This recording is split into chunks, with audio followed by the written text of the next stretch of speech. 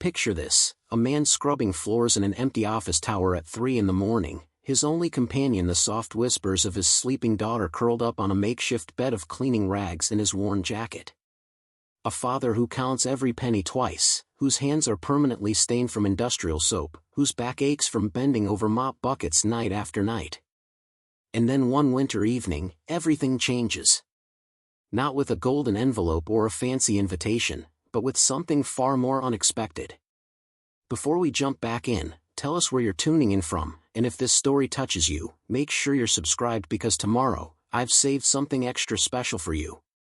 A simple question from a 7-year-old girl that will shatter the walls between two worlds, expose secrets that have been buried for years, and prove that sometimes the most powerful gestures come not from boardrooms or bank accounts, but from the human heart.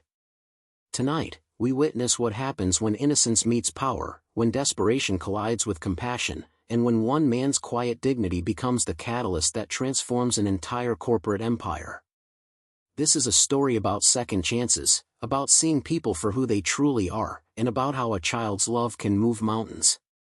The Meridian Financial Tower pierced the Chicago skyline like a glass needle, its 47 floors glowing against the December night. Inside, the building hummed with the quiet efficiency of after-hours maintenance. Fluorescent lights buzzed overhead, casting harsh shadows across marble corridors that during the day echoed with the footsteps of investment bankers, corporate lawyers, and executives whose decisions moved millions with the stroke of a pen.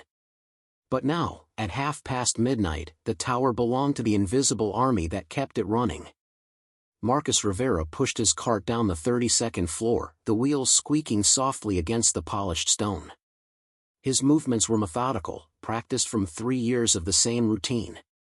Spray the glass, wipe in circular motions, check the trash bins, vacuum the carpet squares that cost more per foot than most people made in a week. Marcus was 34, though the lines around his eyes made him look older. His uniform hung loose on his thin frame, the navy blue fabric faded from countless washings. His work boots were resoled twice, held together with determination and electrical tape. But his hands, despite their roughness, moved with a craftsman's precision. He took pride in his work, even if no one ever noticed. Tonight was different, though. Tonight, he wasn't alone. In the small break room on the 32nd floor, 7-year-old Isabella Rivera sat cross-legged on a folding chair that was too big for her small frame. Her dark hair was pulled back in 2 braids that their neighbor, Mrs. Chen, had woven that afternoon. She wore her favorite purple sweater, the one with the unicorn that was starting to fade from too many trips through the apartment building's basement washing machine. Isabella had been coming to work with her father for 3 weeks now. Not by choice, but by necessity. The community center where she usually stayed during his night shifts had closed due to budget cuts. The babysitter he trusted had moved to Phoenix with her boyfriend. And the neighbor who sometimes watched her had started working double shifts at the hospital. Marcus had tried everything. He'd called 17 different childcare services, each one quoting prices that cost more than his monthly rent. He'd asked his supervisor, Mr. Hendricks, about bringing Isabella to work, expecting to be told no, expecting to lose the job that kept their small 1-bedroom apartment heated and food on their table. Instead, Hendricks had looked at him for a long moment, then nodded. Keep her quiet and out of the way. If anyone from corporate comes around, she wasn't here. So Isabella had become his shadow in the after-hours world of Meridian Financial. She brought coloring books and puzzle games, a small blanket and her stuffed elephant named Peanuts. She did her homework under the harsh fluorescent lights, practiced her reading with whispered voices so she wouldn't disturb the security guards making their rounds. "Daddy," Isabella called softly from the break room as Marcus finished mopping the executive conference room. "Can you check my math homework?" Marcus set his mop aside and walked to where she sat, her workbook spread across the small table. The problems were simple addition and subtraction, but he could see she was struggling with carrying numbers over. He pulled up a second folding chair, his knees bumping against hers in the cramped space. "Show me this one," he said, pointing to a problem she'd erased 3 times. Isabella's pencil hovered over the page. 27 plus 38. "I keep getting different answers." Marcus smiled and pulled out a piece of scrap paper from his pocket. Let's break it down. What's 7 plus 8? 15. Right. So we write down the 5 and carry the 1. Now what's 2 plus 3? 5. Plus the 1 I carried makes 6. Exactly. So what's our answer? Isabella's face lit up as understanding dawned. 65. That's my smart girl. Marcus ruffled her hair gently. You're getting good at this. They worked through the remaining problems together, Isabella's confidence growing with each correct answer. Marcus found these moments precious, watching her mind work, seeing the world through her eyes. In the harsh corporate environment where he felt invisible, Isabella reminded him of who he was beyond his uniform and mop bucket. He was her father, her teacher, her protector. Daddy, Isabella said as she packed her homework back into her small backpack, why do we have to come here at night? Why can't you clean during the day like other jobs? The question hit him like it always did, carrying the weight of all the explanations he couldn't give her. How could he tell her that day shift positions required college degrees he didn't have? That the pay was 30% less than his night differential? That he'd been passed over for every promotion because he lacked the education and connections that opened doors in places like this? Instead, he knelt beside her chair and took her small hands in his work-roughened ones. Because the people who work here during the day need the building to be clean when they arrive. We're like the night fairies in those stories you love, making everything perfect while everyone sleeps. Isabella giggled. Night fairies don't use mop buckets, Daddy. Maybe not, Marcus chuckled. But they understand that taking care of things, making them beautiful for other people, that's important work. And we do it together, which makes it special. She nodded, satisfied with this explanation as only a 7-year-old could be. Marcus wished he felt as certain about it himself. They made their way to the 33rd floor, Isabella trailing behind with her small rolling suitcase that contained her coloring supplies and books. The elevator ride was quiet except for the mechanical whir of cables and gears. Isabella pressed her face to the small window in the elevator door, watching the floors scroll by. Look how high we are, Daddy. I bet we can see our apartment from up here. Marcus smiled, though they both knew their cramped one-bedroom was miles away in a neighborhood where the buildings barely reached 5 stories. Maybe we can. The 33rd floor housed the offices of senior management. The carpet here was thicker, the walls paneled in real wood instead of vinyl that looked like wood. The art hanging in the corridors wasn't the mass-produced prints from the lower floors, but original pieces with small brass plaques identifying the artists. Isabella always moved more quietly on this floor, instinctively understanding that this was different territory. She settled into the break room here with her coloring books while Marcus began his routine. Empty the waste baskets, dust the furniture, clean the windows that offered views of the city most people never saw. It was while cleaning the corner office that belonged to the chief financial officer that Isabella appeared in the doorway. Daddy, there's a light on in that office, she whispered, pointing down the hall. Marcus frowned. The building should have been empty except for security and maintenance. He'd checked the after-hours log, and no one was scheduled to work late tonight. He followed Isabella's pointing finger and saw what she meant. A thin line of yellow light glowed beneath the door of the largest corner office, the one that belonged to the CEO. Stay right here, Marcus told Isabella. Don't move from this spot. He approached the office cautiously, listening for voices or movement inside. The nameplate on the door read Victoria Chen, Chief Executive Officer. Marcus had seen her exactly twice in his 3 years at Meridian Financial. Once stepping out of the elevator surrounded by men in expensive suits, moving with the kind of confidence that came from never having to question whether you belonged somewhere. The second time through the window of a conference room, standing at the head of a long table while charts and graphs flashed on a screen behind her. Both times, she had been untouchable, existing in a world so far above his that they might as well have lived on different planets. Marcus knocked softly on the door, then tried the handle when no one answered. It was unlocked. He pushed it open and stepped inside. The office was larger than his entire apartment. floor-to-ceiling windows offered a panoramic view of Chicago's lakefront. Preparing and narrating this story took us a lot of time, so if you are enjoying it, subscribe to our channel, it means a lot to us. Now back to the story. A desk that could have comfortably seated 8 people dominated the space, its surface polished to mirror brightness. Awards and certificates covered one wall. Another was lined with books, their leather spines suggesting knowledge and authority. And there, slumped forward over her desk with her head resting on her folded arms, was Victoria Chen. Marcus's first instinct was to back away immediately. This was beyond his clearance level, beyond his pay grade, beyond every boundary that separated his world from hers. But something stopped him.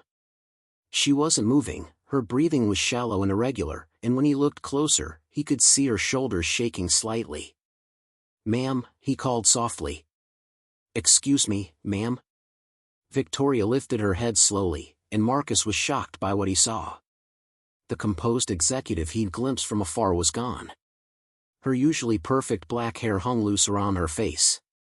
Her eyes were red-rimmed and exhausted. The silk blouse that probably cost more than Marcus made in a month was wrinkled and twisted. She blinked at him, confusion clouding her features. "Who are you? What are you doing in here?" Marcus took a step back, his hands raised apologetically. "I'm sorry, ma'am. I'm Marcus Rivera, night maintenance. I saw the light on and wanted to make sure everything was okay. I can leave you alone." But as he turned to go, Victoria's voice stopped him. "Wait." She sat up straighter, trying to compose herself, but the exhaustion in her voice was unmistakable. "What time is it?" Marcus glanced at his watch. "Almost 1:30 in the morning, ma'am." Victoria closed her eyes and pressed her palms against her temples. "God, I've been here since 6 this morning. I was supposed to be home hours ago." She looked at Marcus again, really seeing him for the first time. "You work nights?" "Yes, ma'am." "Cleaning services?" She nodded slowly, as if processing this information was difficult. "How long have you been working here?" 3 years, ma'am. "And I've never met you before." It wasn't a question, but Marcus answered anyway. "No, ma'am. Day and night shifts don't usually cross paths." Victoria stood up from her chair, swaying slightly. Marcus instinctively stepped forward, worried she might fall, but she steadied herself against the desk. She looked smaller than he'd expected, more human. The power suit and executive presence that had seemed so intimidating from a distance were just armor, he realized. Underneath, she was just another person working too hard for reasons he couldn't understand. "Are you feeling all right, ma'am? Can I get you some water or call someone for you?" The kindness in his voice seemed to catch Victoria off guard. She looked at him with an expression that was part surprise, part gratitude. "I'm fine. Just tired. I've been working on this acquisition deal, and the numbers aren't adding up the way they should. The board meeting is tomorrow morning, and if I can't figure this out..." She trailed off, probably realizing she was sharing confidential information with someone who had no clearance to hear it. But Marcus just nodded understanding. "My daughter gets like that with her math homework sometimes," he said gently. "Stares at the same problem so long that the numbers start swimming around. Sometimes stepping away for a few minutes helps clear your head." Victoria's eyebrows raised slightly. "You have a daughter?" "Yes, ma'am. She's 7. Actually, she's here with me tonight." Marcus immediately regretted saying this, worried it might get him in trouble. But Victoria's expression softened instead of hardening. "Here? In the building? In the break room on this floor. She does her homework while I work. I hope that's not against policy. I couldn't find anyone to watch her tonight, and I couldn't afford to miss my shift." Victoria was quiet for a long moment, her tired eyes studying Marcus's face. Then she said something that surprised them both. "Can I meet her?" Marcus blinked. "Ma'am? Your daughter. I'd like to meet her, if that's okay." Marcus wasn't sure how to respond. Every instinct told him this was a bad idea, that bringing his daughter into contact with the CEO could only end badly. But there was something in Victoria's voice, a loneliness that echoed his own, that made him nod. She's probably asleep by now, but sure. If you'd like. They walked down the hall together, an unlikely pair. The woman whose decisions affected thousands of employees and the man who emptied her trash can. At the break room door, Marcus paused and looked inside. Isabella was awake, sitting at the small table with her coloring book open in front of her. She'd been working on a picture of a castle, taking great care to stay within the lines. When she saw Marcus with a stranger, she looked up with curious eyes. "Isabella, honey, I'd like you to meet someone. This is Ms. Chen. She works here during the day." Isabella slid off her chair and approached them with the natural politeness Marcus had taught her. "Hello, Ms. Chen. Are you the lady who owns this building?" Victoria smiled, and Marcus was struck by how different she looked when she wasn't carrying the weight of executive responsibility. "I don't own it, but I help run the company that works here." "And you're Isabella?" "Yes, ma'am. I'm 7 years old, and I go to Franklin Elementary School. I'm in 2nd grade, and my teacher is Mrs. Patterson. She says I'm very good at reading." "I bet you are," Victoria said, kneeling down to Isabella's level. "What are you coloring?" Isabella's face lit up. "A princess castle. Want to see?" She grabbed Victoria's hand without hesitation, the kind of innocent gesture that came naturally to children but that adults had forgotten how to make. She led Victoria to the small table and showed off her artwork. "This is the main tower," Isabella explained, pointing to different parts of her drawing. "And this is where the princess lives. She has long hair like Rapunzel, but she's not stuck in the tower. She can leave whenever she wants because she has a magic key." Victoria studied the picture seriously, as if it were a financial report requiring her full attention. "The colors are beautiful. Purple and gold are very royal colors." "Purple is my favorite," Isabella said. "Daddy says purple is the color of imagination." Victoria glanced at Marcus, something unreadable in her expression. "Your daddy sounds very wise." "He is. He knows everything. He helps me with my homework, and he tells me stories, and he makes the best grilled cheese sandwiches in the whole world. And when I'm scared at night, he sits by my bed until I fall asleep." The simple, heartfelt description of fatherhood seemed to affect Victoria deeply. Her eyes glistened, and she cleared her throat softly. "He sounds like a very good daddy."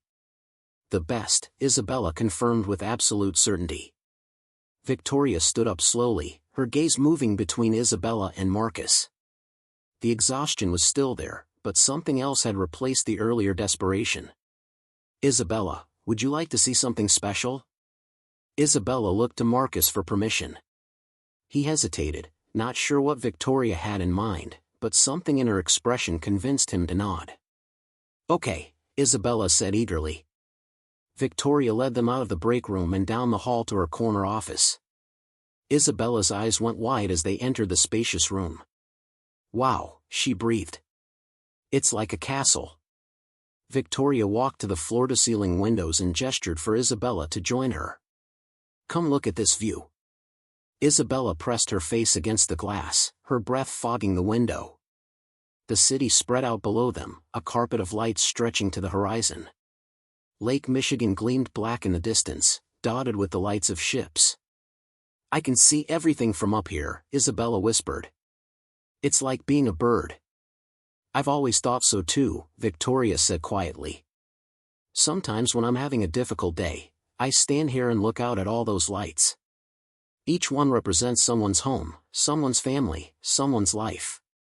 It reminds me that what we do here affects real people." Marcus watched this exchange with growing amazement. The powerful CEO he'd seen from a distance was revealing herself to be someone entirely different. Someone who found comfort in the same simple observations that his 7-year-old daughter made instinctively. "Miss Chen," Isabella said, turning away from the window, "why were you here so late? Don't you have a family to go home to?" The question was innocent, but it hit Victoria like a physical blow. Marcus saw her composure crack slightly, and he stepped forward to intervene. "Isabella, that's not really our business, it's okay," Victoria said softly. She knelt down again, bringing herself to Isabella's eye level. "I don't have a little girl like your daddy does. I live by myself, and sometimes when I'm worried about work problems, I forget that I should go home." Isabella considered this with the seriousness that children brought to important matters. "That sounds lonely." "Sometimes it is," Victoria admitted. "Well," Isabella said matter-of-factly, "you could have dinner with us sometime. Daddy makes really good spaghetti. And we have a TV, but it's kind of old. But we could watch a movie together." Marcus felt his cheeks burn. "Isabella, honey, I'm sure Miss Chen is very busy," but Victoria was smiling, a real smile that transformed her entire face. "That sounds wonderful, Isabella. Thank you for inviting me." Isabella beamed with pride at having solved such a big problem so easily. "Great. Daddy, can we have spaghetti tomorrow night?" Before Marcus could answer, Victoria's phone buzzed on her desk. She glanced at it and her expression changed. "I need to take this call. It's from Tokyo." The spell was broken. The executive armor slipped back into place, and Victoria was once again the untouchable CEO. But as she reached for the phone, she paused and looked at Marcus. "Thank you," she said quietly. "For checking on me. For letting me meet Isabella. It means more than you know." Marcus nodded, not trusting his voice to respond. He took Isabella's hand and guided her toward the door. "Say goodbye to Miss Chen, honey." "Bye, Miss Chen. Don't forget about the spaghetti."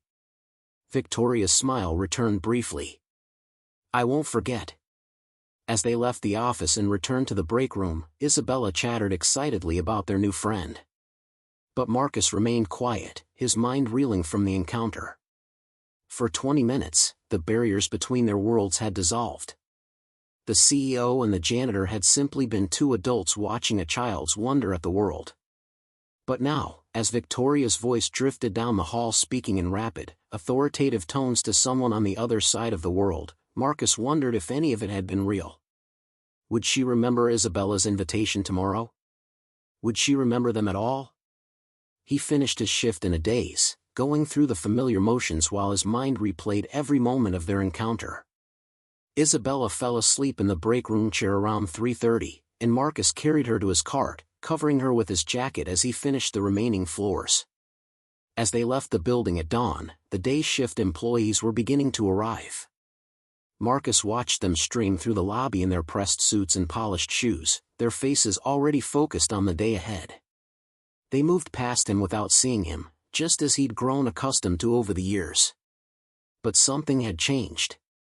For the first time since he'd started working at Meridian Financial, Marcus felt like more than just part of the building's invisible machinery.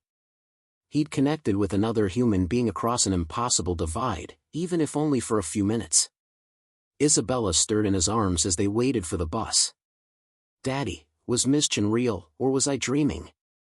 Marcus looked back at the tower rising into the morning sky, its windows beginning to catch the first rays of sunlight. In a few hours, Victoria Chen would be in her conference room presenting to the board, commanding attention and respect from some of the most powerful people in the city. "She was real, baby girl," he said softly. "Sometimes the most unexpected things are the most real of all." As their bus pulled away from the financial district, carrying them back to their small apartment in a world that felt light years away from corner offices and panoramic views, Marcus couldn't shake the feeling that something significant had begun. He didn't know what it was or where it might lead, but for the first time in years, he felt a spark of something he'd almost forgotten how to feel. Hope. The following Tuesday arrived with the kind of bitter Chicago wind that cut through even the thickest winter coats. Marcus Rivera stood at the bus stop with Isabella, watching her breath form small clouds in the frigid air as she chattered about her upcoming school presentation on community helpers. "And I'm going to talk about you, Daddy," she announced proudly, adjusting her purple backpack straps. "Mrs. Patterson said we could pick anyone who helps make our community better." Marcus smiled despite the cold gnawing at his bones through his thin work jacket. "What are you going to say about me?" that you keep important buildings clean so people can work and help other people. And that you're really good at math, and you know all the best stories, and you make the world prettier one room at a time. The simple description made Marcus's chest tighten with emotion. In Isabella's eyes, his work had meaning beyond the paycheck that barely covered their rent and groceries. She saw purpose where he often saw only exhaustion. The bus arrived 15 minutes late, belching diesel exhaust into the morning air. Marcus lifted Isabella up the high steps, fishing exact change from his pocket. They found seats near the back, Isabella pressing her face to the window as they wound through the city toward Franklin Elementary School. "Will you be able to come to my presentation next Friday?" Isabella asked as they neared her school. Marcus's stomach dropped. Next Friday was the monthly board meeting at Meridian Financial, which meant extended hours and no flexibility in his schedule. The presentation would be during school hours, a time when he'd normally be sleeping after his night shift. "I'll try my best, sweetheart," he said, hating the uncertainty in his voice. Isabella nodded, but he could see the disappointment she was trying to hide. This wasn't the first school event he'd had to miss. Parent-teacher conferences scheduled during his sleep hours, school plays that conflicted with his shifts, field trips that required chaperones during times when he was working. The sacrifices of single parenthood in a job that operated when the rest of the world slept. After dropping Isabella at school, Marcus returned to their small apartment. The one-bedroom unit was on the third floor of a building that had seen better decades. The radiator clanked and hissed, providing uneven heat that left some corners freezing while others sweltered. But it was theirs, and Marcus had worked hard to make it feel like home. He'd painted Isabella's corner of their shared bedroom a soft lavender color, hanging glow-in-the-dark stars on the ceiling that he'd bought from a dollar store. Her bed was really a twin mattress on a wooden platform he'd built himself from lumber scraps, but he'd covered it with quilts his mother had made before she passed away. Shelves made from boards and cinder blocks held Isabella's growing collection of library books, arranged by color in a rainbow that made her smile every morning. The kitchen was barely large enough for one person, with a half-sized refrigerator and a stove that required matches to light the burners. But Marcus had learned to cook meals that stretched ingredients and filled growing stomachs. Beans and rice with different spices to make them interesting. Pasta with homemade sauce from canned tomatoes. Soup that could feed them for 3 days if he added enough vegetables. Marcus tried to sleep after returning from the school drop-off, but his mind kept drifting back to the encounter with Victoria Chen. In the harsh light of morning, the memory felt surreal. Had the city's most powerful CEO really knelt on the floor of her office to admire his daughter's coloring book? Had she actually seemed interested in Isabella's invitation to dinner? The rational part of his mind said it had been nothing more than a moment of exhaustion-induced vulnerability. CEOs didn't become friends with janitors. The gap between their worlds wasn't bridged by a single late-night conversation, no matter how genuine it had seemed. But Isabella's guileless belief in the possibility haunted him. She'd asked about their new friend Ms. Chen every day since the encounter, wondering when they might see her again. How could he explain to a 7-year-old that sometimes kindness was just a temporary mask that people wore when they were tired or lonely? Around 3 in the afternoon, Marcus gave up on sleep and walked to the corner market to buy groceries. The owner, Mr. Patel, greeted him with the weary friendliness of 2 working men who understood each other's struggles. "How's Isabella doing in school?" Mr. Patel asked as he rang up Marcus's modest purchase: bread, peanut butter, milk, a bag of apples, and generic cereal. "She's doing great.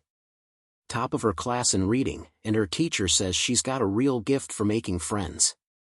Smart girl. Takes after her father." Mr. Patel handed Marcus's change, including an extra quarter that he always seemed to find when counting. "My grandson is in 3rd grade now. Maybe they'll be in the same class next year." It was these small connections that made their neighborhood feel like community despite its rough edges. The elderly woman who waved from her window when they walked to the bus stop. The teenager who helped carry groceries when Marcus's hands were full. The maintenance worker at Isabella's school who always had a smile and a high five waiting for her. Marcus spent the afternoon doing laundry in the building's basement machines, folding clothes on the same table where he helped Isabella with homework. The washing machines were ancient and required careful timing to avoid eating quarters without running a cycle. The dryers were hit or miss, sometimes leaving clothes damp even after an hour of tumbling. But there was something meditative about the routine. Sorting colors from whites, measuring detergent, listening to the rhythmic churning of water and soap. It was honest work, like his night job.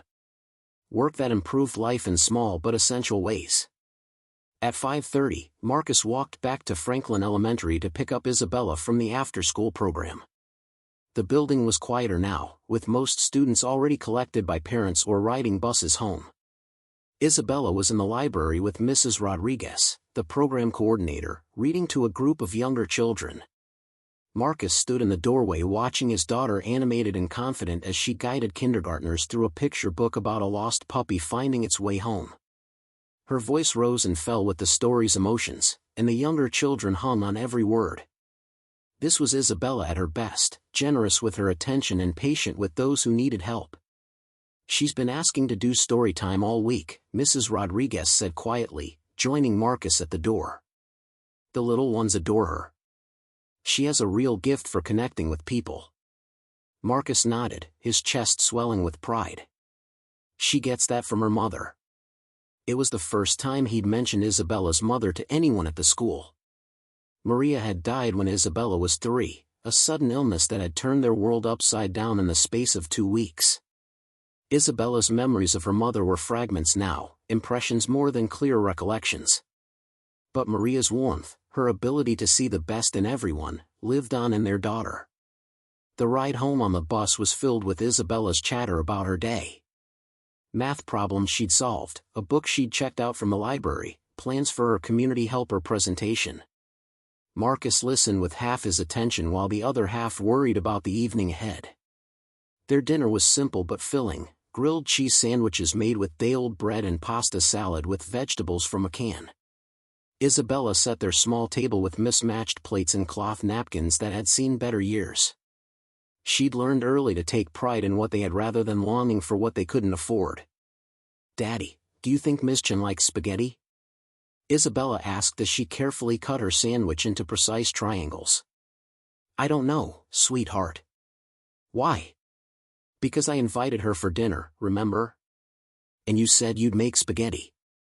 But maybe she likes something different. Maybe rich people eat different food." Marcus set down his sandwich, considering how to respond. He didn't want to crush Isabella's hope, but he also couldn't let her build expectations that would only lead to disappointment. "Isabella, honey, Miss Chen is a very busy person. She runs a big company with thousands of employees. I don't think she'll be able to come to dinner." Isabella's face fell slightly, but she rebounded with the resilience of childhood. "But she said it sounded wonderful. And she looked really lonely, Daddy. I think she needs friends." Sometimes adults say things to be polite, even when they can't actually do them. But what if she really meant it?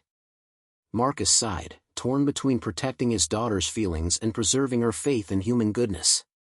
What if she did mean it, but then she got too busy with work? Would you understand? Isabella considered this seriously. "I guess so. But I'd still be sad for her because she'd miss out on fun dinner and good spaghetti." After dinner, they settled into their evening routine. Isabella spread her homework across their small coffee table while Marcus reviewed the utility bills that had arrived in the day's mail. The numbers were tight, as always. Heat, electricity, water, phone service, all the invisible infrastructure that kept their life functioning. One unexpected expense, one missed day of work, and the careful balance would collapse. Isabella worked on her math problems with increasing frustration, erasing answers and starting over. Marcus watched her struggle with carrying numbers, the same concept they'd practiced the week before. She'd mastered it then, but tonight the logic seemed to elude her. "I'm stupid at math," Isabella announced, throwing down her pencil. "Hey," Marcus said firmly, moving to sit beside her on the floor. "You're not stupid at anything. Math is hard, and sometimes our brains get tired and forget things we already know. But Jenny always finishes first, and Tommy never has to erase anything. And you always finish your reading first, and you're the best at helping other kids when they're sad. Everyone has different strengths. They work through the problems together, Marcus guiding her through the same patient explanations he'd given countless times before. By the time they finished, Isabella's confidence had returned, and she was eager to show off her completed worksheet. Bath time was a production in their tiny bathroom, with Isabella turning the tub into an ocean for her collection of dollar store sea creatures. Marcus sat on the closed toilet seat, supervising splashing while reading aloud from their current chapter book, a story about a girl who discovered she could talk to animals. Do you think animals really understand us when we talk to them? Isabella asked, floating a plastic whale on the surface of her bath water. I think they understand more than we give them credit for. Dogs know when their owners are sad. Cats know when someone needs comfort. Maybe they don't understand our words, but they understand our hearts. Isabella nodded sagely. Like how I could tell Miss Chen was lonely even though she didn't say so. Exactly like that. After bath, Marcus helped Isabella into her favorite pajamas, soft cotton printed with tiny unicorns that had been a birthday gift from Mrs. Chen, their neighbor. They'd been too big when Isabella first got them, but now they fit perfectly, the sleeves reaching exactly to her wrists. Bedtime stories were sacred time in their household. Marcus would lie beside Isabella on her small bed while she chose a book from their collection. Some were library books they'd read so many times Isabella had memorized the words. Others were garage sale finds that had cost $0.25 each. Tonight she chose a story about a mouse who dreamed of flying. Daddy, Isabella said as Marcus reached the end of the story, do you think dreams come true if you want them enough? Marcus looked at his daughter's upturned face, so full of hope and possibility. How could he tell her that wanting something badly didn't make it happen? That dreams were luxury items most people couldn't afford? That the world was designed to keep people like them on the ground while others soared? Instead, he smoothed her dark hair and chose his words carefully. I think dreams come true when we work hard and stay kind and never stop believing in ourselves. Sometimes they come true in ways we didn't expect. Isabella smiled sleepily. I dream that someday we'll have a house with a yard where I can plant flowers. And you won't have to work so hard, and maybe we'll have a dog. Marcus's throat tightened. That sounds like a beautiful dream. And maybe Ms. Chen could visit our house and see the flowers I planted. Even in sleep, Isabella carried hope like a lantern, illuminating possibilities that Marcus had learned not to see. He kissed her forehead and turned off the light, leaving the glow-in-the-dark stars to watch over her dreams. At 11:30, Marcus prepared for another night at Meridian Financial. He packed a thermos of coffee, sandwiches for his break, and a change of clothes in case the building's heating system was acting up again. Isabella would stay with Mrs. Chen tonight, their neighbor who had become their unofficial family in the absence of blood relatives. The bus ride to the financial district was quiet, filled mostly with other night shift workers heading to hospitals, security jobs, and cleaning services. Marcus recognized several faces from his regular route, nodding to the nurse who worked at the children's hospital, the security guard who patrolled the riverfront hotels, the woman who cleaned offices in the building next to his. They were the city's invisible army, keeping everything running while the day shift slept. Without them, hospitals would be dirty, offices would be chaos, buildings would be vulnerable. But their work was noticed only when it wasn't done, appreciated only in its absence. Marcus arrived at Meridian Financial at 12:15, 15 minutes before his shift officially began. He liked to get an early start, to review his checklist and make sure he had all the supplies he needed. The night security guard, Williams, was working the front desk, a cup of coffee steaming beside his logbook. Evening, Marcus. How's Isabella doing? She's good. Excited about a school presentation she's working on. Williams nodded. He had 2 teenage daughters and understood the juggling act of single parenthood. Kids that age, everything's an adventure. My youngest used to practice her spelling words by writing them on the bathroom mirror with soap. Marcus smiled, imagining Isabella doing something similar. As he made his way to the service elevator, he found himself hoping the building would be completely empty tonight. No late working executives, no forgotten meetings, no chance encounters that left him questioning the boundaries of his world. But as the elevator rose to the 33rd floor, Marcus couldn't shake the memory of Victoria Chen's tired eyes, the way she'd knelt to examine Isabella's coloring book, the genuine warmth in her voice when she'd accepted a 7-year-old's dinner invitation. Had it been real, or had he imagined the humanity beneath her corporate armor? The 33rd floor was dark except for the emergency lighting that cast long shadows down the corridors. Marcus began his routine, starting with the smaller offices before working his way toward the corner suite where Victoria spent her days making decisions that affected thousands of lives. He was emptying wastebaskets in the accounting department when he heard the elevator chime. Marcus froze, listening to footsteps in the hallway. It was nearly 1 in the morning. Who would be coming to the office at this hour? The footsteps were measured, purposeful, moving with the confidence of someone who belonged here. Marcus continued his work quietly, hoping to avoid another awkward encounter. But as he moved toward the supply closet to refill his cart, he saw her. Victoria Chen stood in the doorway of her office, but she looked different than she had the week before. Instead of the rumpled exhaustion he'd witnessed, she appeared composed and deliberate. Her dark hair was pulled back in a neat bun, and she wore a charcoal business suit that suggested she'd come from somewhere important. She was also carrying a small paper bag from Tony's Deli, the sandwich shop on the ground floor that stayed open late for night shift workers. "Good evening, Marcus," she said, and the sound of his name in her voice startled him. "Good evening, Ms. Chen. Working late again?" "Actually, no." She held up the paper bag. "I brought dinner. For Isabella. I know she's not here tonight, but I thought maybe next time." She trailed off, and Marcus realized she was nervous. Marcus stared at her, trying to process what he was seeing.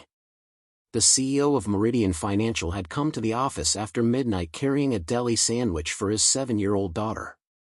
It was so unexpected, so far outside the realm of normal corporate behavior, that he wondered if he was hallucinating from lack of sleep. "That's very thoughtful, Ms. Chen, but Isabella is at home with our neighbor tonight." "Oh." Victoria's face fell slightly. "I should have asked. I just thought, she seemed so interested in the building last week, and I thought she might enjoy seeing some of the other floors. We have a break room on the 40th floor with a better view of the lake." Marcus set down his mop, studying Victoria's face. There was something different about her tonight, an eagerness that seemed almost childlike. "Ms. Chen, can I ask you something?" "Of course. Why did you really come here tonight?" Victoria was quiet for a long moment, looking down at the paper bag in her hands. When she spoke, her voice was softer than her usual executive tone. "I haven't been able to stop thinking about last week. About Isabella's invitation to dinner. About the way she looked at the city from my office window. About..." She paused, choosing her words carefully. "About how long it's been since someone invited me to do something just because they wanted my company." The honesty in her admission caught Marcus off guard. He'd expected corporate politeness, maybe a charitable gesture motivated by good publicity. But this felt different. This felt real.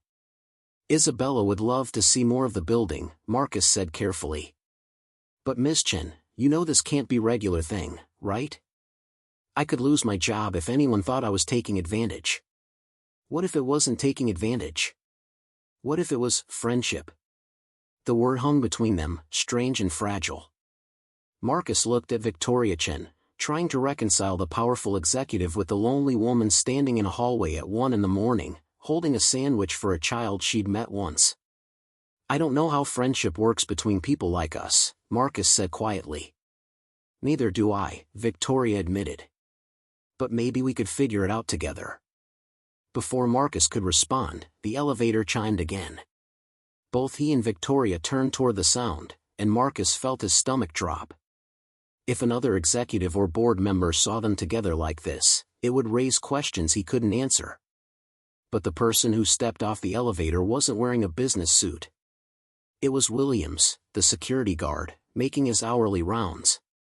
"Evening, Ms. Chen," Williams said with professional courtesy. "Everything all right up here?"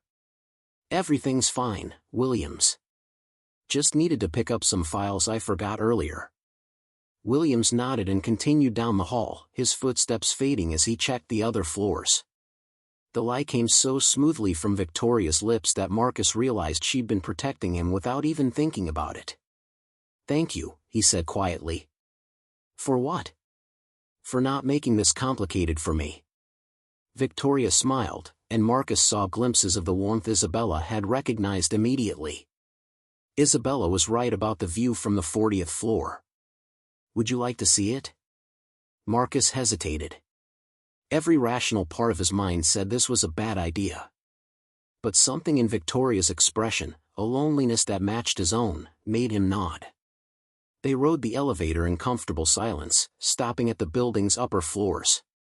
Victoria led him through a maze of corridors to a break room he'd never seen before. This one was larger than the cramped spaces on the lower floors, with comfortable chairs and a kitchenette stocked with coffee and snacks. But what took Marcus's breath away were the windows. Floor-to-ceiling glass offered a view of Chicago that he'd never imagined. The lake stretched to the horizon, dotted with lights from ships and shoreline buildings. The city spread out below them like a circuit board, pulsing with life and energy. "Isabella would love this," Marcus said, pressing his face to the glass just as his daughter had done the week before. "Bring her next week," Victoria said. "I'll make sure I'm here." Marcus turned to look at her. "Why are you doing this?" Victoria joined him at the window, their reflections ghost-like in the glass. "Because I'm 42 years old, and I've spent the last 15 years building a career that gives me everything except the things that matter. I live alone in a penthouse apartment that's featured in architecture magazines, but I eat dinner by myself every night. I have more money than I could spend in 3 lifetimes, but I don't have a single friend who would notice if I didn't show up somewhere." She paused, her voice growing quieter. "And then I met your daughter, who invited me to dinner without caring about my job title or my bank account or my reputation. When's the last time that happened to you? When someone wanted to spend time with you just because they liked you?" Marcus thought about Mrs. Chen, their neighbor who watched Isabella when he worked. About Mr. Patel at the corner market who always found an extra quarter in his change. About Isabella's teacher who stayed after school to help with homework. People who saw him as Marcus, not as a job title or an economic category. "I'm lucky," he said. "I have people like that in my life." "I don't," Victoria said simply. "I haven't for a very long time. And maybe that's my own fault, but I'd like to change it. Starting with accepting a dinner invitation from a 7-year-old who thinks I look lonely." They stood side by side at the window, two people from different worlds united by the universal need for human connection. The city sparkled below them, full of stories they'd never know, lives they'd never touch, dreams they'd never share. "Spaghetti and meatballs," Marcus said finally. "What?" "That's what I'll make. Isabella loves it, and it's one of the few things I actually cook well. This Friday night, if you're serious about this." Victoria's smile was radiant. "I'm serious. What can I bring?" "Just yourself. And maybe an appetite. Isabella has very strong opinions about proper spaghetti appreciation." They made plans quietly, two conspirators plotting something that felt revolutionary in its simplicity. A CEO and a janitor sharing a meal, bridging a gap that wasn't supposed to be crossable. Marcus gave Victoria their address, writing it on a piece of paper that seemed too ordinary to carry such significance. As they rode the elevator back down to the 33rd floor, Marcus felt a strange mix of excitement and terror. What was he doing? What if this was all some elaborate setup? What if Victoria was playing a game he didn't understand? But then he remembered Isabella's absolute certainty that their new friend was lonely and needed company. His daughter's radar for human emotion was more reliable than any corporate instinct he might develop. Marcus finished his shift with unusual energy, his mind racing with possibilities and concerns in equal measure. He would need to clean their apartment, plan a menu, figure out how to make their modest dinner table presentable for someone accustomed to restaurants where meals cost more than his weekly grocery budget. But underneath the practical concerns was something else: hope. Not the desperate hope of someone waiting for rescue, but the quiet hope of someone discovering that connection was possible across any divide. As dawn broke over Chicago, Marcus rode the bus home with Victoria's business card in his pocket. She'd pressed it into his hand as they parted, with her personal phone number written on the back. "In case you need to reach me," she'd said. "Or if Isabella has any special requests for dinner." Now, sitting on the bus as the city awakened around him, Marcus realized his life had shifted in ways he couldn't yet understand. He was no longer just a janitor working nights to support his daughter. He was someone worthy of friendship, someone whose company was valued, someone who mattered beyond his ability to clean floors and empty trash bins. When he arrived at their apartment, Isabella was already awake, sitting at their small table with Mrs. Chen and eating cereal from her favorite bowl. "Daddy," she called out. "How was work? Did you see Miss Chen?" Marcus looked at his daughter's expectant face, remembering Victoria standing at the window of the 40th floor, admitting her loneliness with the kind of honesty that took courage. "Actually, I did see her," Marcus said, hanging up his jacket. "And she wanted me to tell you that she's very excited about dinner on Friday." Isabella's spoon clattered into her cereal bowl. "Really? She's really coming?" "She's really coming." Isabella launched herself from her chair and into Marcus's arms, spinning around their tiny kitchen with joy. Mrs. Chen smiled from the table, understanding without explanation that something wonderful was happening. As Marcus held his daughter, breathing in the scent of her strawberry shampoo and feeling her heart beat with excitement against his chest, he realized that sometimes the most extraordinary changes began with the simplest invitations. A child asking a lonely adult to dinner. A janitor and a CEO discovering they were both human beings in need of connection. The rest of the story was still being written, but for the first time in years, Marcus couldn't wait to see how it would end. Friday afternoon arrived with the kind of nervous energy that made time crawl.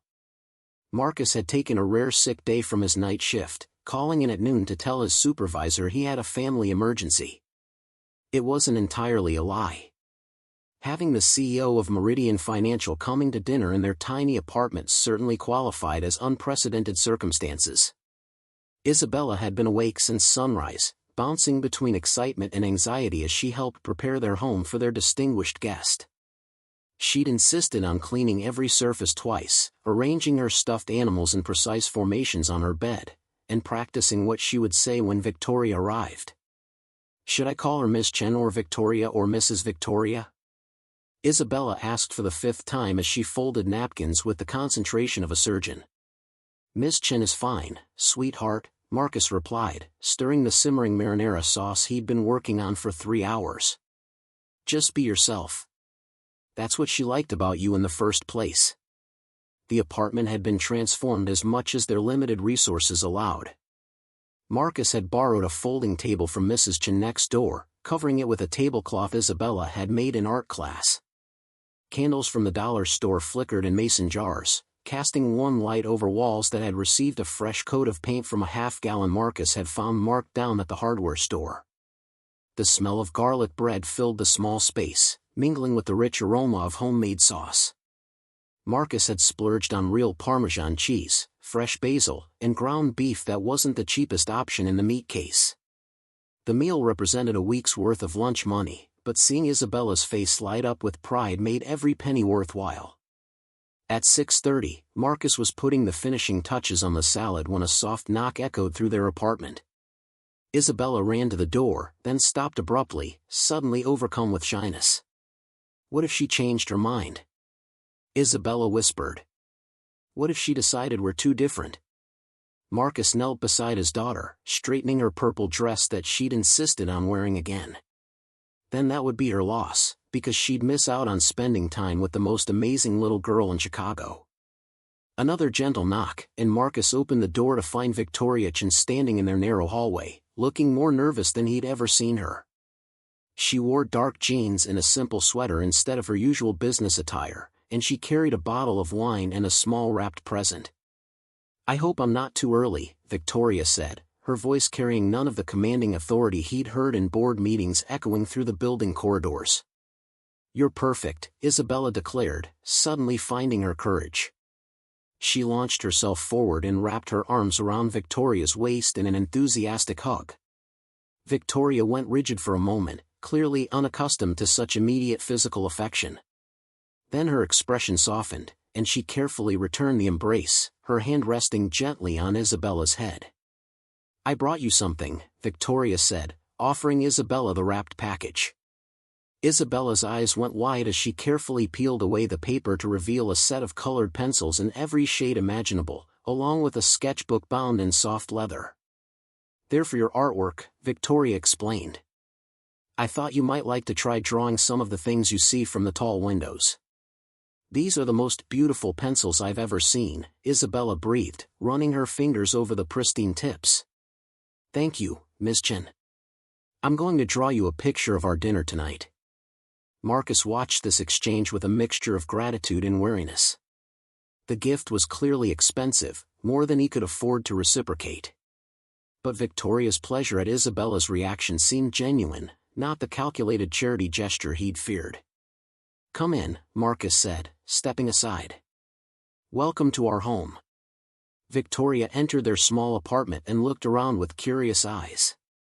Marcus tried to see the space through her perspective, the mismatched furniture, the creative storage solutions born from necessity, the careful patches where the wallpaper had torn and been mended.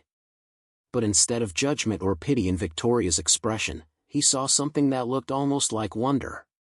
It's perfect, Victoria said quietly, her gaze lingering on Isabella's art gallery covering one wall, crayon drawings held up with tape and pushpins.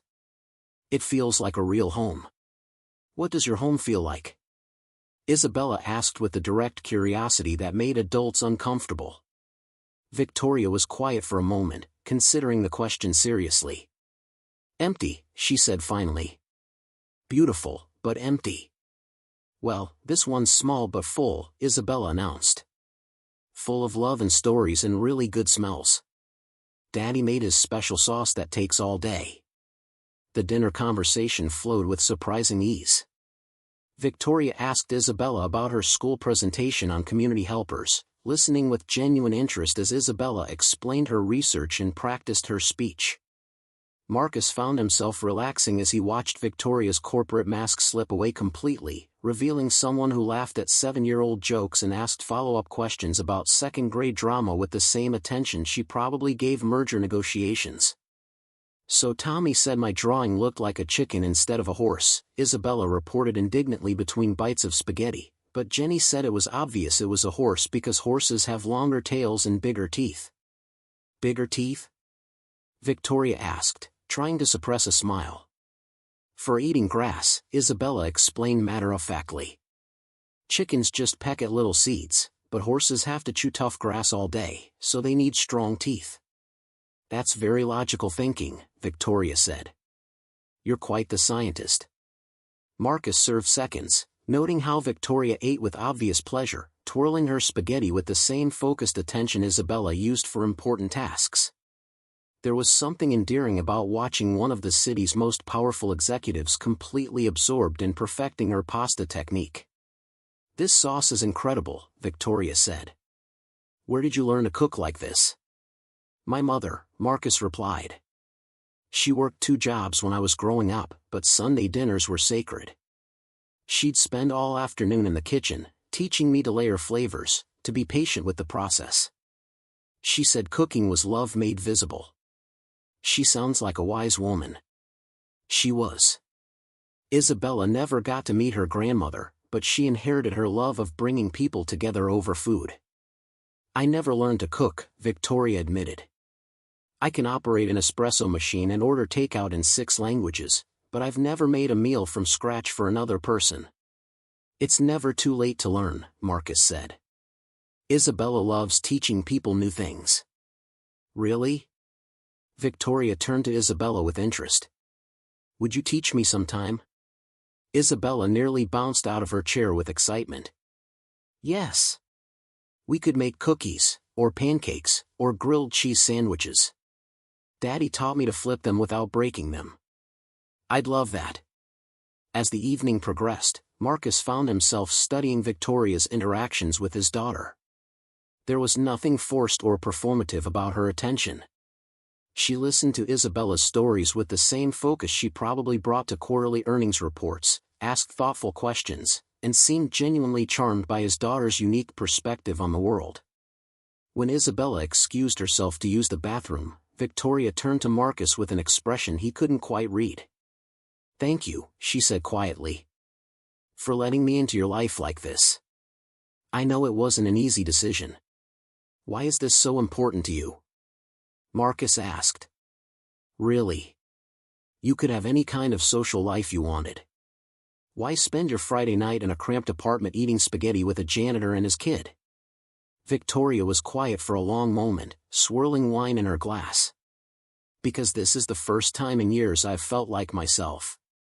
Not the CEO, not the woman in the business magazines, just Victoria."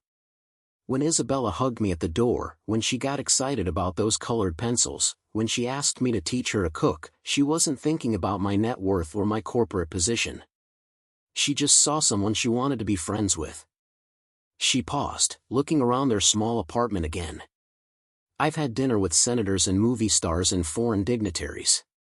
But I've never had someone save me a bite of their garlic bread because they thought I might want to try the crispy edge. I've never had anyone ask me what my favorite color is, or whether I like chocolate or vanilla ice cream better. When's the last time someone cared about your preferences that had nothing to do with business?" Marcus considered this, thinking about the simple intimacies of daily life that he took for granted. Isabella asking what story he wanted to read, Mrs. Chen bringing him coffee the way she knew he liked it, Mr. Patel remembering that Isabella preferred the red apples over green ones. "I guess I never thought about how lonely that would be," he admitted. "Most people don't. They see the penthouse and the car service and assume that means happiness. But you can't buy the feeling I had when Isabella asked if I wanted to see her room. You can't purchase the satisfaction of watching someone enjoy a meal you helped prepare. You can't order authentic human connection from a catalog." Isabella returned from the bathroom carrying her new sketchbook and colored pencils, settling cross-legged on the floor beside the coffee table to begin her promised artwork of their dinner together. "Can you both sit still for a minute so I can draw you?" she asked with the seriousness of a portrait artist. Marcus and Victoria arranged themselves on the small couch, sitting carefully a respectable distance apart while Isabella studied them with an artist's eye. The awkwardness of posing together gradually gave way to natural conversation as Isabella worked, her tongue poking out slightly in concentration. "Tell me about your job," Marcus said. "What do you actually do all day besides run meetings and make big decisions?" Victoria laughed, a sound that was becoming more frequent as the evening progressed. "Honestly, most of it is exactly what you just described. Meetings about meetings, decisions about decisions. I analyze market trends, negotiate contracts, review quarterly projections. I spend a lot of time staring at spreadsheets and trying to predict what our competitors will do next. Do you like it? I used to think I did. I worked so hard to get where I am, fought for every promotion, proved myself in every boardroom. But lately..." She trailed off, watching Isabella carefully shade in the details of their impromptu portrait session. "Lately I wonder if I confused achievement with fulfillment. What would fulfillment look like?" Victoria considered the question seriously. "Maybe it would look like this. Having dinner with people who care about you as a person, not as a title. Being asked questions because someone's genuinely curious about your thoughts, not because they want something from you. Making plans that have nothing to do with quarterly targets or market share." "Finished," Isabella announced, holding up her drawing with pride. The sketch showed Marcus and Victoria sitting together on the couch, but Isabella had added details that reflected her 7-year-old perspective on the evening. She'd drawn Victoria with a crown of stars, Marcus with his arms spread wide like he was protecting something precious, and herself in the foreground with a huge smile that took up half her face. Hearts floated around all three figures, and the background was filled with the warm colors of their candlelit dinner. "It's beautiful, sweetheart," Marcus said, genuinely moved by his daughter's artistic interpretation of their evening. "I love how you drew all of us together," Victoria added, her voice thick with emotion. "Like we're a constellation." Isabella beamed with pride. "That's because we're friends now. Friends are like stars that shine together." The innocence of the statement hit both adults like a revelation. In Isabella's world, friendship was that simple. You liked someone, you invited them into your life, and you created light together. No complicated social calculations, no risk assessments, no concerns about appropriate boundaries between different social classes. As the evening wound down, Victoria helped clear the dinner dishes, insisting on washing them while Marcus dried. Isabella supervised from her perch on a kitchen stool, chattering about her plans for future dinner parties and the recipes she wanted to learn. "Miss Chen," Isabella said as Victoria handed Marcus the last plate, "do you want to see my special treasure?" Victoria's eyes met Marcus's briefly, and he nodded. Isabella's special treasures were reserved for people who had earned her complete trust. Isabella disappeared into their shared bedroom and returned carrying a small wooden box that had belonged to her mother. Inside, wrapped carefully in tissue paper, was a silver locket that held a tiny photograph of Maria Rivera. "This was my mommy's," Isabella explained, opening the locket to show Victoria the picture. "Daddy says she had to go to heaven before I was big enough to remember her very well, but she left this for me so I'd always know she loved me." Victoria's eyes filled with tears as she looked at the photograph, then at Isabella's earnest face. "She was very beautiful. You look just like her." "Daddy says I have her smile but his stubbornness," Isabella giggled. "Do you have any pictures of your family?" "Not with me," Victoria said quietly. "My parents died a few years ago, and I don't have any brothers or sisters. It's just me." Isabella considered this information with the gravity she brought to all serious matters. Then she carefully took off the locket and placed it around Victoria's neck. "Isabella," Marcus protested gently, "that's your most important, I want her to have it," Isabella interrupted. "So she won't be just her anymore. Now she's part of our family, and Mommy can help take care of her too." The gesture was so unexpected, so profound in its innocence, that Victoria began crying in earnest. She knelt down to Isabella's level, the silver locket catching the light from their dollar store candles. "I can't take this," Victoria whispered. "It's too precious." "That's why you need it," Isabella said simply. "Precious things should be shared with people you love." Marcus felt his own eyes burning as he watched his daughter offer the most meaningful thing she owned to someone she'd known for less than 2 weeks. But Isabella's instincts about people had never been wrong. She saw something in Victoria that called out for care, for belonging, for the kind of unconditional acceptance that came naturally to children but was often lost in adult relationships. Victoria held the locket gently, as if it were made of butterfly wings. "I promise to take very good care of it. And when you're older, when you're ready, I'll give it back to you. Or maybe," Isabella said thoughtfully, "by then we'll have made so many new memories together that we can share all our special things." It was nearly 10 o'clock when Victoria finally prepared to leave, later than any of them had planned but earlier than any of them wanted. Isabella had fallen asleep on the couch, her head pillowed on Victoria's lap while Marcus had told stories about Isabella's mother, about their early days as a family of 2 learning to navigate the world together. Marcus carefully lifted Isabella and carried her to bed, tucking her under the quilts his mother had made. Victoria stood in the doorway watching, her expression soft with something that looked like longing. "She's incredible," Victoria whispered as they returned to the living room. "You've raised an amazing daughter." "She raised herself, mostly. I just tried not to get in her way." "Don't underestimate your influence. Children don't develop that kind of empathy and confidence by accident. She feels safe enough to be generous because you've made her world secure." They stood together in the candlelit living room, the easy intimacy of the evening now complicated by the reality of their different worlds. Victoria would return to her penthouse apartment, to a life of isolation disguised as success. Marcus would go back to his night shifts, to the invisible labor that kept the city running while everyone else slept. "What happens now?" Marcus asked quietly. Victoria touched the locket at her throat, a gesture that was already becoming unconscious. I don't know. I've never had friends before. Real ones, I mean. I don't know the rules or expectations. There aren't many rules, Marcus said. Just show up when you say you will, be honest when something's wrong, and remember that friendship is supposed to make life better, not more complicated. Can I see you again? Both of you? Isabella would never forgive me if I said no. She's already planning your next cooking lesson. Victoria smiled, but Marcus could see uncertainty in her eyes. This feels too good to be real.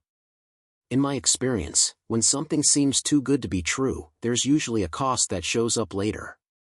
Maybe, Marcus acknowledged. But maybe sometimes good things happen just because they're supposed to. Maybe Isabella was right when she said we're like stars that shine better together. They said goodnight at the door, Victoria's driver waiting discreetly at the curb in a black sedan that probably cost more than Marcus would make in 5 years. The contrast should have been jarring, but somehow it felt right. Different parts of the same city, different chapters of the same story about people finding connection across impossible distances. After Victoria left, Marcus cleaned up the remaining dinner dishes and blew out the candles. Their apartment still smelled like garlic and basil, like home and happiness and the possibility that life could surprise you with gifts you never thought to ask for. He checked on Isabella, who was sleeping peacefully with her new colored pencils arranged carefully on her nightstand. In the morning, she would wake up with 100 questions about their evening, plans for future adventures with their new friend, absolute faith that good things would continue to happen because she had decided they should. Marcus settled into his own bed, exhausted but strangely energized. For the first time in years, he fell asleep not worried about tomorrow's challenges but excited about tomorrow's possibilities. And in her penthouse apartment across the city, Victoria Chen fell asleep wearing a dead woman's locket, feeling less alone than she had in a decade. The weekend passed in a blur of ordinary moments made extraordinary by anticipation. Isabella worked on a thank you card for Victoria, carefully drawing a family portrait that included all three of them standing in front of a house with flowers in the yard. Marcus returned to his night shifts with renewed purpose, seeing his work not as drudgery but as honorable labor that contributed to something larger than himself. On Monday morning, Marcus was surprised to find Victoria's assistant waiting for him in the Meridian Financial lobby as his shift ended. "Mr. Rivera? Miss Chen asked me to give you this." The envelope contained a handwritten note and 2 tickets to the Chicago Children's Museum, along with passes for the adjacent Navy Pier attractions. Isabella mentioned she'd never been to Navy Pier, Victoria's note read. "I thought you might enjoy exploring together this weekend. Thank you for the most wonderful Friday evening I've had in years. Your friend, Victoria." Marcus stared at the tickets, each worth more than he typically spent on entertainment in a month. The gesture was generous but also thoughtful, focused on creating an experience for Isabella rather than simply buying expensive things. That evening, as Isabella squealed with excitement over their weekend plans, Marcus realized something had fundamentally shifted in their lives. They were no longer just surviving, moving from one paycheck to the next with careful budgeting and constant worry about unexpected expenses. They were planning adventures, looking forward to experiences, building a friendship that added richness to their daily routine. It should have felt dangerous, this reliance on someone from such a different world. But watching Isabella practice her presentation about community helpers, now expanded to include CEOs who make friends with regular people, Marcus found himself believing that maybe, sometimes, the most unlikely connections were also the most durable. The following Friday, Victoria arrived for dinner carrying grocery bags and wearing an apron she'd obviously just purchased, the tag still attached. "I thought tonight I could learn to cook," she announced. "Isabella promised to teach me to make grilled cheese sandwiches." Isabella appointed herself head chef for the evening, directing both adults with the authority of someone who took cooking very seriously. Victoria followed instructions with the same focused attention she probably brought to board presentations, carefully measuring butter and monitoring heat levels while Isabella explained the importance of achieving the perfect golden brown crust. "The secret is patience," Isabella explained as Victoria's first attempt came out slightly burned on one side. You have to let the bread tell you when it's ready to flip. How does bread talk? Victoria asked, genuinely curious. It sizzles differently when the bottom is done, Marcus explained, enjoying watching Victoria approach sandwich making with scientific precision. Listen for the change in sound. They made 6 grilled cheese sandwiches together, each one better than the last as Victoria mastered the technique. Isabella declared the final product restaurant quality, which made Victoria beam with pride. As they ate their simple dinner, Victoria shared stories from her week, carefully edited versions of corporate drama that highlighted the human elements rather than the financial details. Isabella listened with rapt attention, asking thoughtful questions and offering 7-year-old wisdom about workplace conflicts. Maybe the angry man just needs a hug, Isabella suggested when Victoria described a particularly difficult board member. Sometimes when people are mean, it's because they're scared or sad inside. I don't think Mr. Harrison would appreciate a hug from me, Victoria laughed. Then maybe he needs a friend who makes him grilled cheese sandwiches, Isabella persisted. Food makes everyone feel better. Marcus watched this exchange with growing amazement at his daughter's ability to reduce complex problems to their emotional essentials. Victoria was listening to Isabella's suggestions with the same attention she probably gave to high-paid consultants, and somehow finding practical wisdom in the simplicity of a child's perspective. These Friday dinners became a cherished routine over the following weeks. Victoria would arrive with ingredients for cooking lessons, flowers from her building's lobby shop, or small gifts that showed she'd been paying attention to Isabella's interests. In return, Isabella and Marcus offered something Victoria had never experienced, a place where she was valued for who she was rather than what she accomplished. The friendship deepened as autumn settled over Chicago. Victoria began calling during the week, not about business matters but to check on Isabella's school projects or share funny stories from her day. Marcus found himself looking forward to these conversations, which reminded him that adult friendship could exist beyond the practical necessities of single parenthood. One evening in November, as they walked through Lincoln Park after visiting the zoo, Victoria asked Isabella what she wanted to be when she grew up. A teacher, Isabella replied without hesitation. So I can help kids learn things that make them excited about the world. That's a beautiful goal, Victoria said. Teaching is one of the most important jobs anyone can have. What did you want to be when you were my age? Isabella asked. Victoria was quiet for a moment, considering. I wanted to be a veterinarian.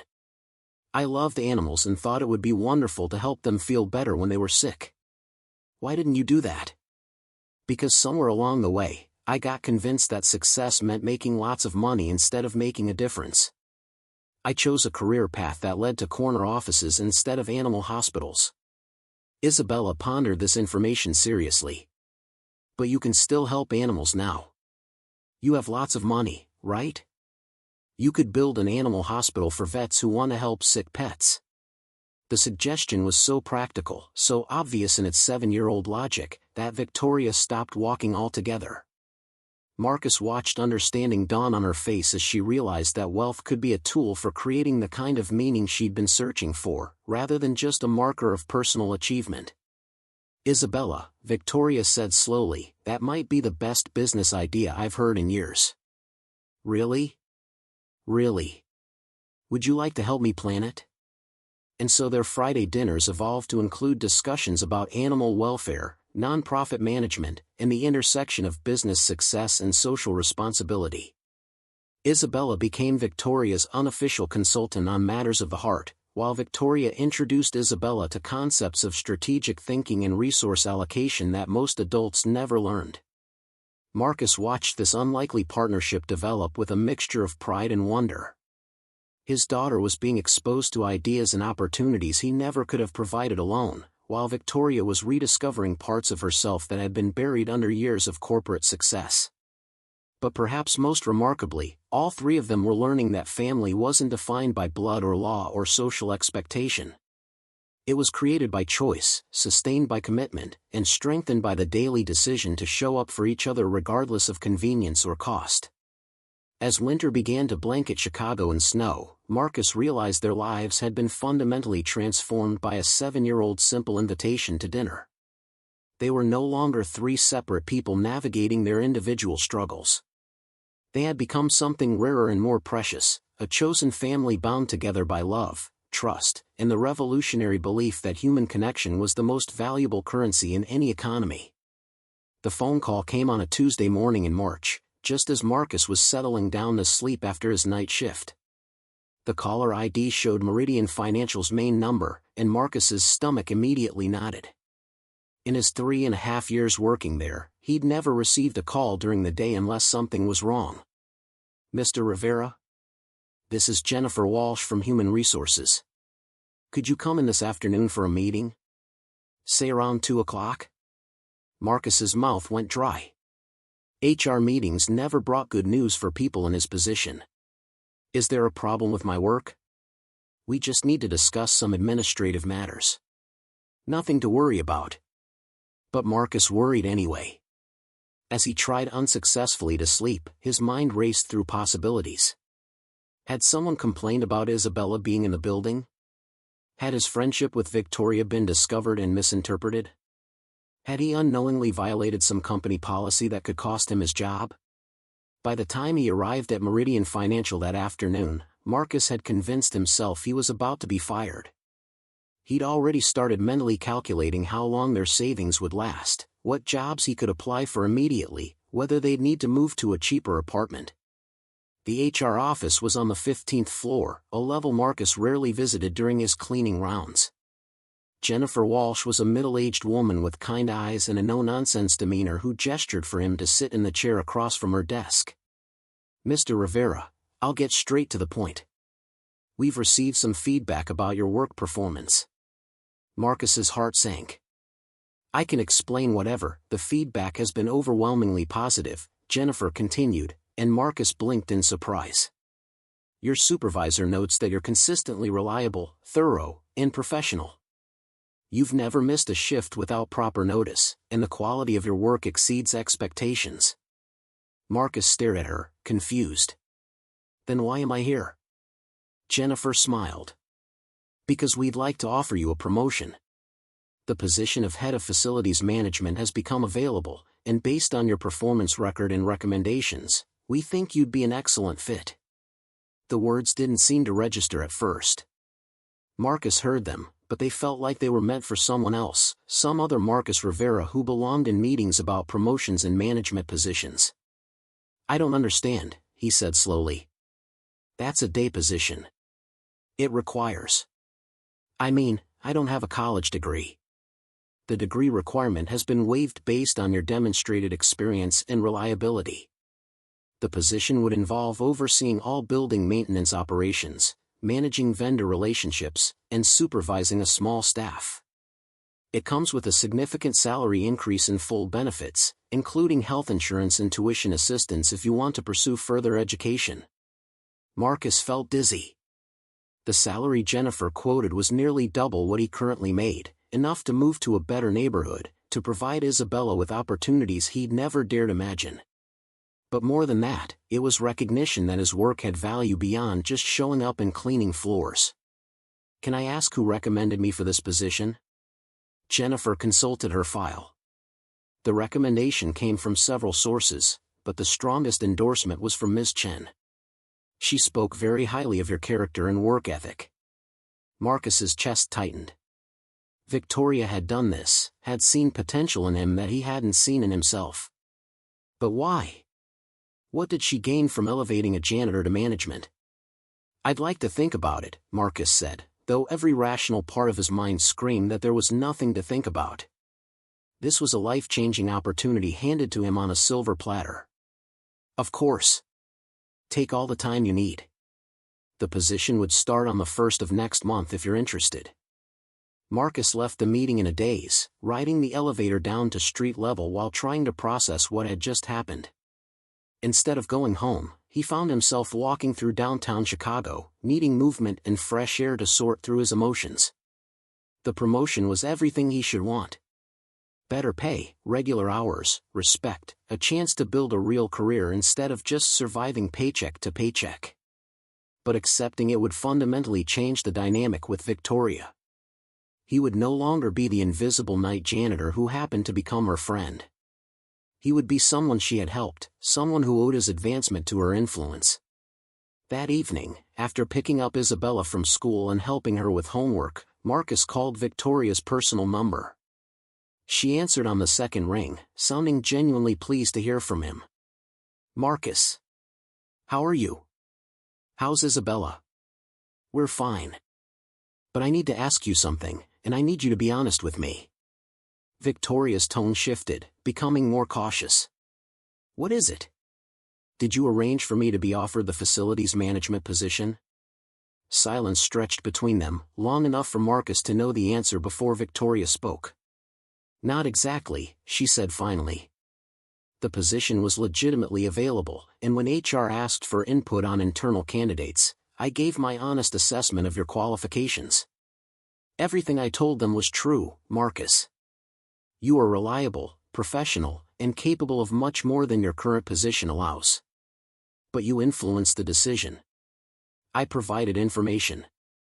The choice to offer you the position was made by people who review qualifications and performance records. If you weren't genuinely qualified, my recommendation wouldn't have mattered." Marcus sat down heavily at their small kitchen table, watching Isabella practice writing letters in her homework notebook. "Why didn't you tell me you were doing this?" "Because I didn't want you to feel obligated to accept out of gratitude, or to decline out of pride. I wanted the offer to be based purely on merit, which it is. It doesn't feel like merit when it comes through personal connections." Victoria was quiet for a moment. "Marcus, can I tell you something? In my world, almost every significant opportunity comes through personal connections. The difference is whether those connections are used to help qualified people advance, or to give advantages to unqualified people simply because of their relationships. You've earned this opportunity through 3.5 years of excellent work. I just made sure the right people knew about it." Marcus understood the logic, but the situation still felt complicated in ways he couldn't fully articulate. What if I take the job and people think I'm only there because we're friends? What if they don't respect me because they know I got help? Then they'll learn otherwise when they see the quality of your work. Marcus, you've been undervalued for years. Taking a position that actually reflects your abilities isn't charity, it's justice." That night, Marcus lay awake thinking about Victoria's words. He thought about the dreams he'd set aside when Maria died, the plans they'd made for building a better life that had been reduced to simply surviving. He thought about Isabella's innocent faith that good things happen to good people, and whether he had the courage to believe she might be right. The next morning brought another surprise. Isabella's teacher, Mrs. Patterson, asked to speak with Marcus after school. "Isabella has been selected for the gifted program," she announced with obvious pride. "Her test scores are exceptional, particularly in reading comprehension and creative thinking. The program would provide advanced coursework and enrichment opportunities that I think would really benefit her development." Marcus felt a surge of pride followed immediately by practical concern. "Is there additional cost involved?" "There are some optional field trips and summer programs that require fees, but the core program is part of the public school system. Isabella mentioned that your work situation might be changing soon. Day shifts would make it easier to participate in parent activities and conferences." Word traveled fast in small communities. Marcus realized that accepting the promotion wouldn't just change his life, it would open doors for Isabella that had been closed to them before. Stable daytime hours, increased income, better opportunities for both of them. That evening, as they celebrated Isabella's academic achievement with ice cream from the corner store, Marcus watched his daughter's excitement about her future and felt something shift inside him. His fear of accepting help, his pride about making it on his own, suddenly seemed less important than providing Isabella with every possible advantage. "Daddy," Isabella said, her face sticky with chocolate ice cream, "Mrs. Patterson said the gifted program kids get to do science experiments and write stories for a real magazine. Can I do that?" "If you want to, sweetheart. You can do anything you set your mind to. Will you be able to come to the science fair this time? It's during the day, but maybe if you have a different job." The hope in her voice decided everything. Marcus called Victoria that night and accepted the promotion. "You won't regret this," Victoria said, and he could hear the smile in her voice. "You're going to be amazing at this job, Marcus. I can't wait to see what you accomplish." The transition to day shift took some adjustment. After years of working while the city slept, Marcus found himself learning the daytime rhythms of office life. He had his own office now, small but with a window that looked out onto the street.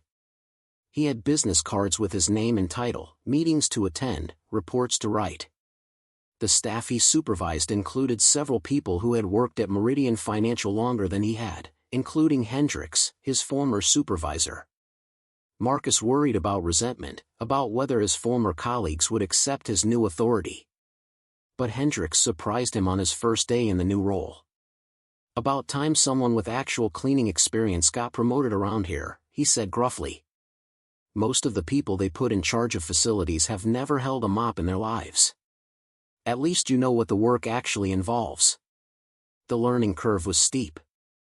Marcus had to master new software systems, navigate vendor negotiations, and manage budgets larger than his previous annual salary. But his years of hands-on experience gave him insights that proved valuable in unexpected ways. He knew which cleaning products actually worked, which equipment was reliable, which maintenance issues were urgent versus cosmetic. More importantly, he understood the perspective of the workers he supervised. He instituted policies that provided better break facilities, more reasonable schedules, and clear paths for advancement. He treated the maintenance staff with the same respect he gave to executives, knowing from experience how much dignity mattered in jobs that were often invisible. Isabella thrived in her new school program, coming home each day with stories about experiments and projects that challenged her growing mind. Marcus was able to attend her science fair, watching with pride as she explained her project about plant growth to judges and other parents.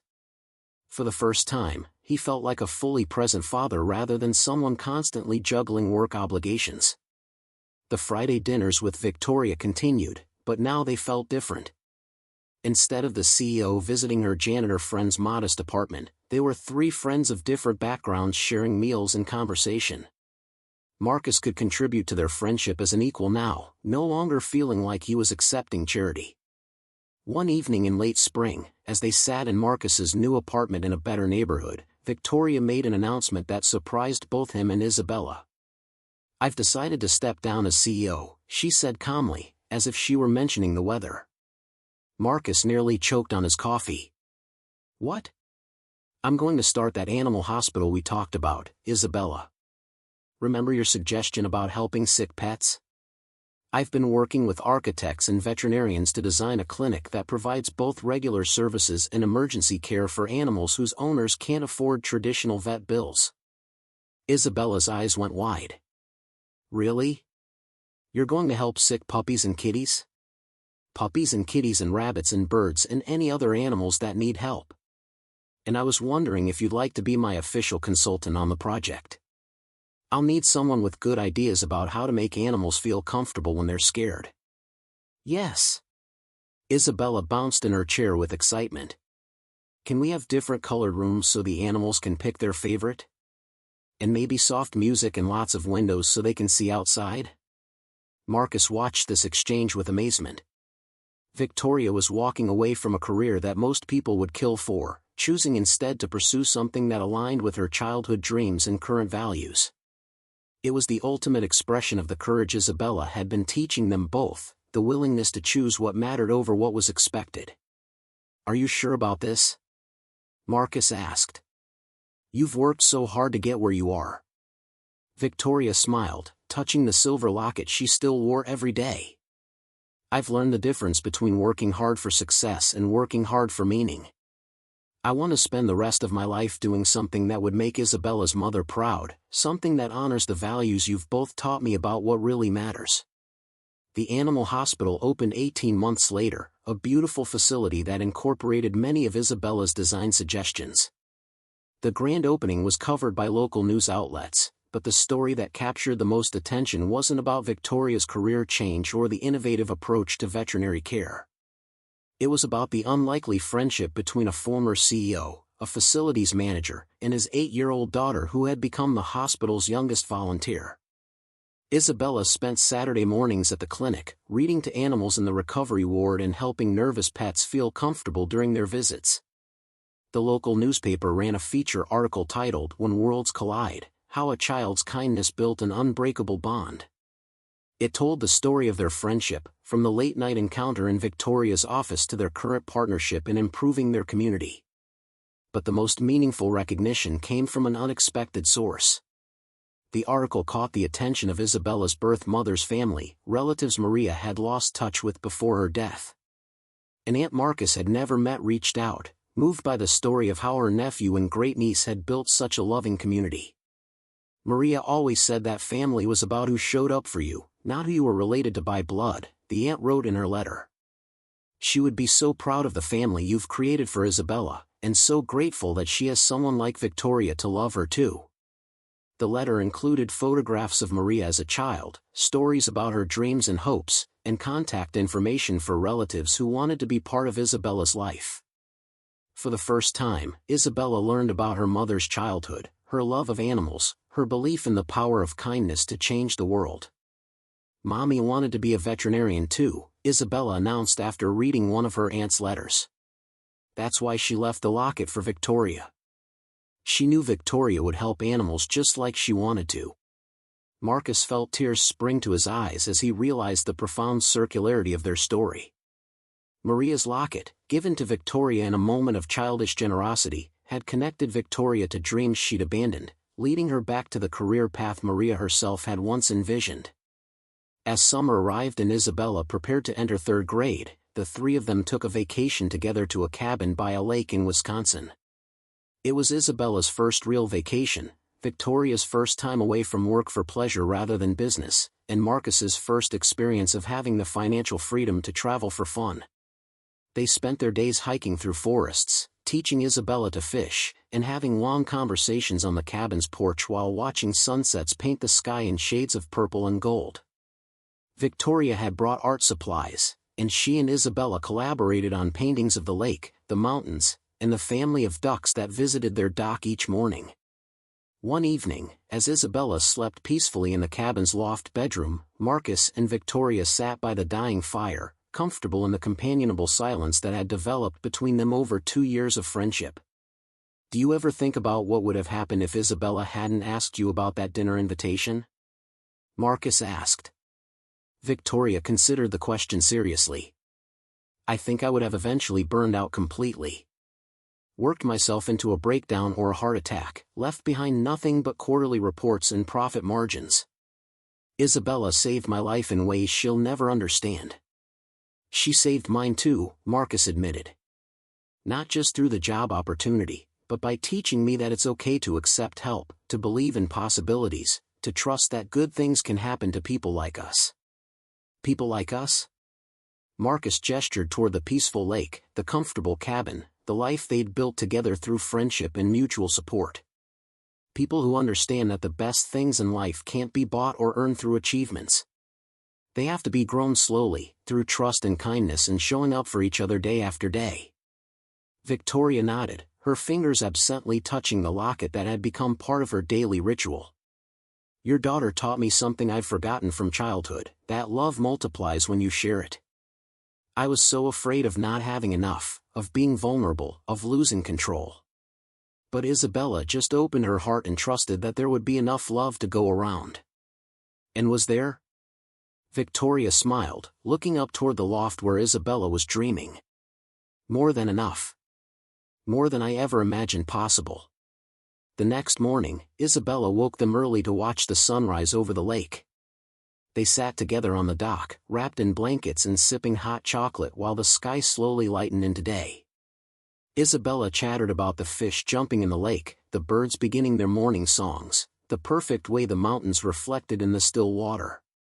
"This is the best vacation ever," she announced with the definitive authority of an 8-year-old. "We should do this every year until I'm old enough to bring my own kids." "That sounds like a plan," Victoria agreed, and Marcus heard the promise in her voice. She wasn't just agreeing to future vacations, she was committing to a lifetime of shared experiences, to being present for all the milestones and ordinary moments that would shape Isabella's growing up. As they packed to return to Chicago, Marcus reflected on how dramatically their lives had changed. Isabella would start third grade in a better school district, with access to programs and opportunities that had been unimaginable 2 years ago. Victoria would continue building her animal hospital, finding fulfillment in work that aligned with her values rather than just her ambitions. And he would continue growing in his management role, proving that promotion based on merit and character could lead to genuine success. But more than the external changes, they had all been transformed internally. Isabella had learned that her instincts about people were trustworthy, that kindness really could change the world in measurable ways. Victoria had discovered that vulnerability was strength, that meaningful relationships were worth more than professional achievements, that it was never too late to realign your life with your deepest values. And Marcus had learned the hardest lesson of all, that he deserved good things not because he suffered or struggled, but simply because he was human. That accepting help didn't diminish his worth as a provider and father, but actually enhanced his ability to give Isabella the life she deserved. Their friendship had started with a simple dinner invitation extended by a child who saw loneliness where others saw success. It had grown through shared meals, honest conversations, and the daily choice to show up for each other regardless of social expectations or convenient timing. Now, as they drove back toward the city where they'd found each other, Marcus realized that what they'd built together was exactly what Isabella had drawn in that first portrait, a constellation of people who chose to shine brighter together than any of them could alone. The city skyline came into view as their car crested a hill, the familiar towers of downtown Chicago glittering in the afternoon sun. Somewhere in that forest of steel and glass was the building where Marcus still worked, where Victoria had once spent lonely nights questioning the meaning of her success, where a 7-year-old girl had first made a friend by sharing her artwork and innocent wisdom. But they weren't the same people who had met in that after-hours hallway 2 years ago. They had become something rarer and more valuable, a family built on choice rather than circumstance, sustained by love rather than obligation, and strengthened by the revolutionary belief that every person deserves to be seen, valued, and cared for exactly as they are. As Isabella fell asleep in the back seat clutching her vacation souvenirs, and Victoria hummed softly along with the radio, Marcus felt a deep satisfaction that had nothing to do with career advancement or financial security. He had given his daughter something more valuable than money or opportunities, the knowledge that love could cross any boundary, that friendship could bridge any gap, and that sometimes the most extraordinary families were the ones you chose for yourself. The story that had begun with a janitor working alone in an empty building had become a testament to the power of human connection to transform lives in ways that no amount of wealth or success could achieve.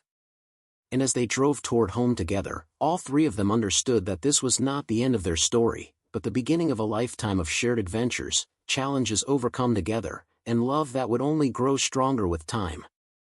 Up next, you've got 2 more standout stories right on your screen. If this one hit the mark, you won't want to pass these up. Just click and check them out.